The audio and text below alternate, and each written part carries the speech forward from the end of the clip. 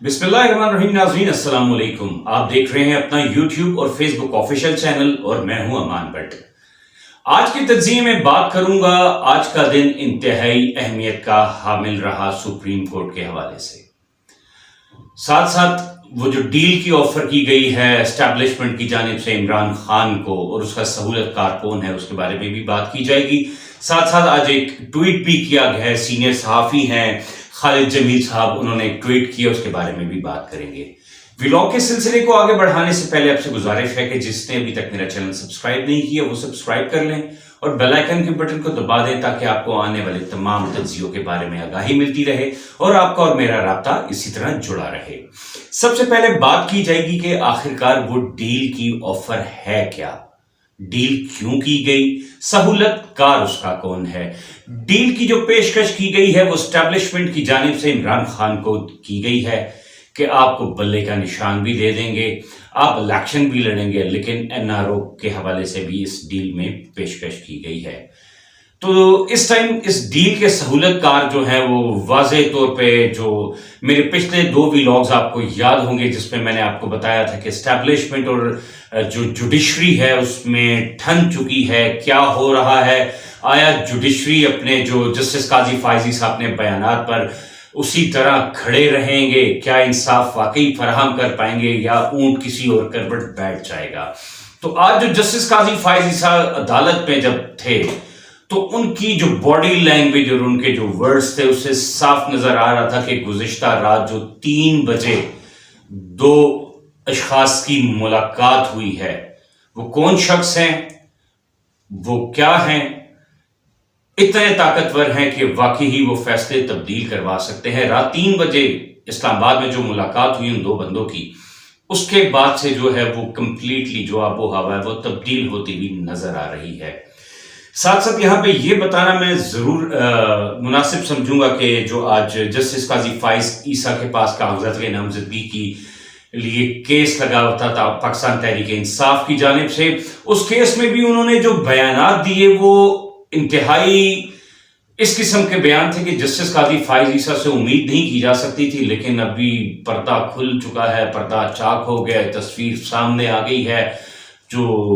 اونٹ جس کروٹ بیٹھنا تھا وہ بیٹھ گیا ہے. ابھی مکمل تیاری میں ہے کہ ایک پراپرلی پلان کے ساتھ جو لایا گیا تھا میاں محمد نواز شریف اس پلان کو کامیاب بنایا جائے. لیکن آج قاضی صاحب نے ٹریبیونل میں بیان ایک الیکشن ٹریبیونل کے حوالے سے قاضی صاحب نے کہا ہے کہ پہلے بتاتا چلوں ٹوٹل 733 امیدواران ہیں جن کے کاغذات مسترد ہوئے پاکستان تحریک انصاف سے. قاضی صاحب فرماتے ہیں کہ آپ ایسا کریں کہ یہ کام میرا نہیں ہے, آپ الیکشن ٹریبیونل میں جائیں, وہاں پہ اپنی درخواستیں جمع کروائیں, وہاں پہ کیسز آپ کے ہوں گے, وہاں پہ سنوائی ہوگی. تو قاضی صاحب 30 اور 31 دسمبر کو آپ نے فیصلہ کر دینا تھا نا, آپ نے ان کو ٹریبیونل بھیج دینا تھا. جب 4 دن پیچھے 5 دن رہ گئے اب آپ کے ٹریبیونل میں جائیں, اور ماشاءاللہ وہاں کے جو آروز ہیں اتنے تگڑے ان کو تفصیلی فیصلے نہیں جاری کر رہے. تو محترم یہ کیا آپ کس طرف چلے گئے, اپنا نام آپ کہاں لکھوانا چاہ رہے ہیں, کیا تاریخ آپ یہ چاہتے ہیں کہ آپ کو کسی زندان میں ڈال دیں؟ آپ کا نام کے ساتھ جو قاضی لگا ہوا ہے, قاضی کا مطلب ہے انصاف کرنے والا, تو کیا قاضی صاحب یہ انصاف ہے؟ کیا کر رہے ہیں آپ؟ ایک طرف سے کہتے ہیں میں بہت دلیرانہ فیصلے کرتا ہوں, جب آپ اس جوڈیشری سے باہر تھے, سپریم کورٹ کے چیف جسٹس نہیں تھے, آپ پہ میمو گیٹ کے حوالے سے بھی بات ہوئی تو آپ نے کہا جی میں تو جانبدارانہ بندہ ہوں, غیر شفاف کام کرتا ہوں, غیر شفاف کوئی کام کرتا نہیں. لیکن اب کیا کر رہے ہیں آپ اپنی, آپ پچھلی 2-3 دن پہلے کی اسٹیٹمنٹ دیکھیں, لگ رہا تھا کہ واقعی آپ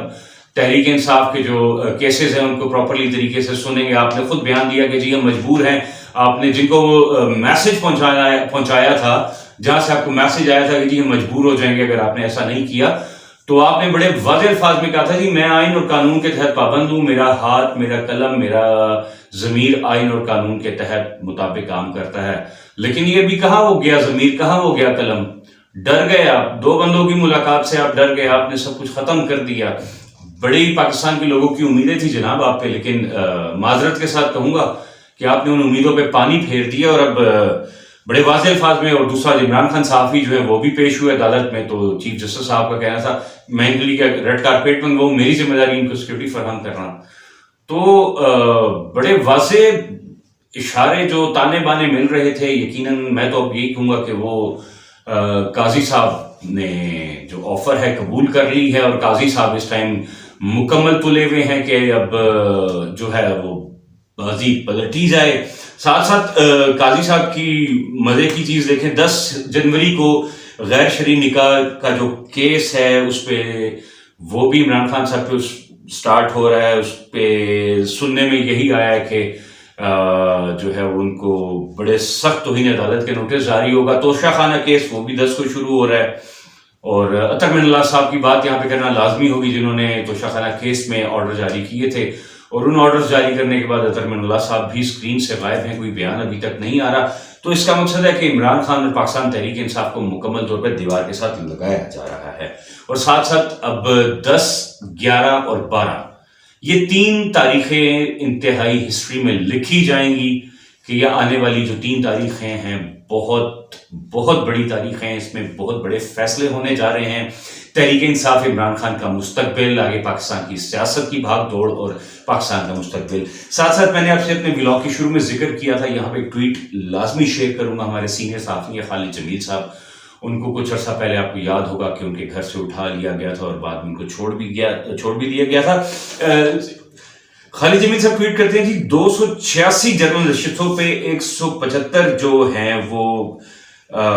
اس میں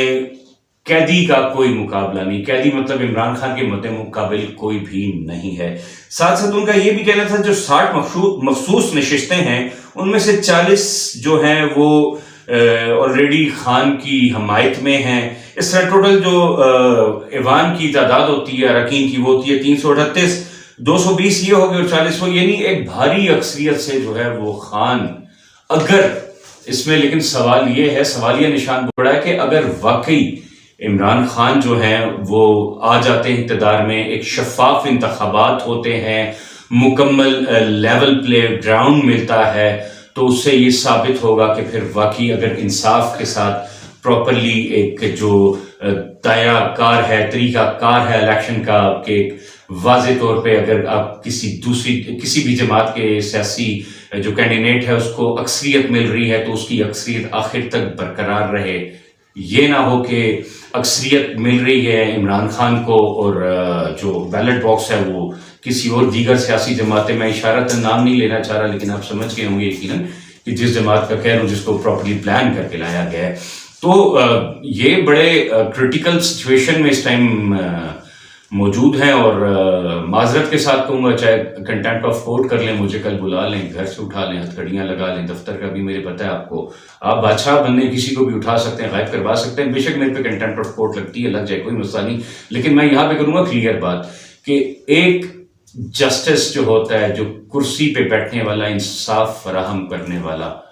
اس کو خداوند تعالیٰ نے ایک ذمہ داری دی ہوئی ہے کہ تم انصاف فراہم کرو، منصفانہ فیصلے کرو۔ قرآن پاک میں بیشتر آیات میں ذکر کیا گیا کہ منصفانہ فیصلے کرو، انصاف پہ مبنی بات کرو۔ تو قاضی جسٹس قاضی فائز عیسیٰ صاحب، آپ نے جو سب سے بڑا چیف جسٹس ہے اس کو بھی جواب دینا ہے، تو خدا را اپنے آپ کو، اپنے نام کو تاریخیوں کے کوڑے دان اور کالی سیاہی کے ساتھ اپنے نام کو مت لکھوائیں۔ خدا را ڈرنا چھوڑیں، جینا سیکھیں، جو رات قبر میں ہے وہ قبر میں ہے، جو آپ نے فیصلہ کرنا ہے وہ بالکل ایک فیکٹ پہ کریں۔ میں آپ کو یہ ہرگز نہیں کہہ رہا کہ آپ عمران خان کی فیور میں فیصلہ کریں، نہیں، اگر خان غلط ہے، خان کا جرم ثابت ہوتا ہے، کورٹ کو ثبوت فراہم ہوتے ہیں، بالکل آپ خان کے خلاف کریں۔ نواز شریف غلط ہے، اس کے خلاف ثبوت ملتے ہیں، اس کے خلاف کریں، لیکن خدا را جس منصب اعلیٰ پہ آپ فائز ہیں، اس منصب اعلیٰ کو مد نظر رکھتے ہوئے سر ریکویسٹ، آپ سے ایک ریکویسٹ ہے چھوٹی سی قاضی صاحب، کہ اس عہدے کو اپنے مد نظر رکھتے ہوئے اور آخرت کو مد نظر رکھتے ہوئے خدا را فیصلہ انصاف سے کریں۔ جان اللہ کی ہے، دینی جان اللہ کو ہے، اور یہ ہمارا بینگ اے مسلم ایک ایمان ہے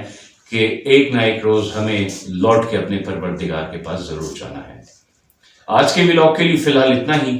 آنے والے نئی خبریں اور تجزیوں کے لیے میرے چینل کو سبسکرائب کر لیں، بیل آئیکن کا بٹن دبا دیں تاکہ آپ کو آنے والے تمام تجزیوں اور خبروں کے بارے میں آگاہی ملتی رہے۔ تب تک کے لیے اجازت دیجیے گا، اللہ حافظ، پاکستان زندہ باد۔